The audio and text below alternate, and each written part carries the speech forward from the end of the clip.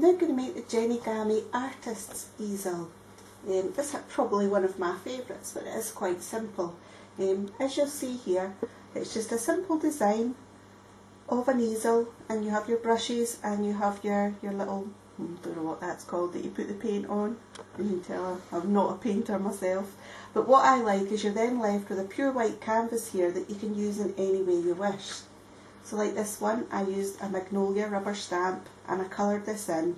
I think I used Copic markers for this one, and what I did was I took some of the colours and then I put them on here just to show that that's what I was actually using. So the tips of the brushes match the colours that are on the stand here and match the colours that I've actually used on the rubber stamp. And you can attach this to a card if you wish. This one I've used quite flimsy paper actually, so it doesn't hold brilliantly, but just to show you that you can actually do that. And I did that by simply folding flat these three flaps at the very back here. Just fold them flat on the design, stick some double-sided tape along that back bar, and then attach that to your card. Now these are all the parts you get for this one here. This is your actual frame that you would then cut out a square of paper, rubber stamp on it, do whatever you wanted to do with that part. You could write a message to the person you were sending it to, you could use some dried flowers, you could do whatever you wanted. Even a photograph would be quite nice on there.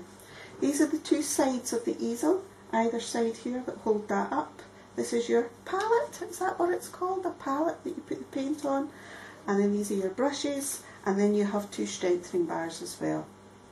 Now for these bars, they have a straight side and a sloped side. You want the straight side to go towards the front, and then these are just going to slot onto these end parts here. Now I have a feeling the kitten is about to jump on the table, but I'll try and carry on as best I can.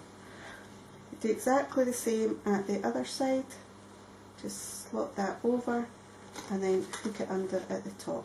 Now it still will fall apart if you lifted it up just now, so you have to start adding the other parts. This is the bottom strengthening bar. This slot right in the middle here is going to go through that hole and over that slot at the bottom there. The kitten is watching me from the edge of the table, and she'll probably jump on something at some stage. Right. Now it still won't hold together, and not until you add all the other parts, and then it starts to make it a bit more rigid.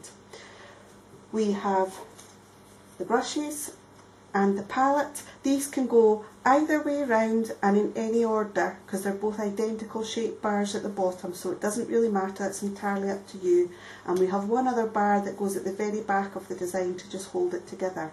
Now this is one where I find it easy just to now fold this flat, keep all your bars aligned at the bottom, and then it is actually easier to start threading these on. So I'm going to put the palette on first. So I'm going to use the hole that's the second one in and start weaving through that. And then again on the next part, I'm going to use the hole that is second one in and weave through that. And then the final part, the hole that's second in, and weave through that. I'm then going to take my brushes and I'm going to thread these through the remaining slots. Over, under and over. And that's them all in place, and then holding it together I'm going to turn it over and I'm going to add the strengthening bar to the remaining slots at the back here. That's under, over and under, and that should be the easel easily put together, and now great fun for you to decorate any way you wish. And as always, folds perfectly flat to go inside a card or attached to a card. That's the Jenigami Artist Easel.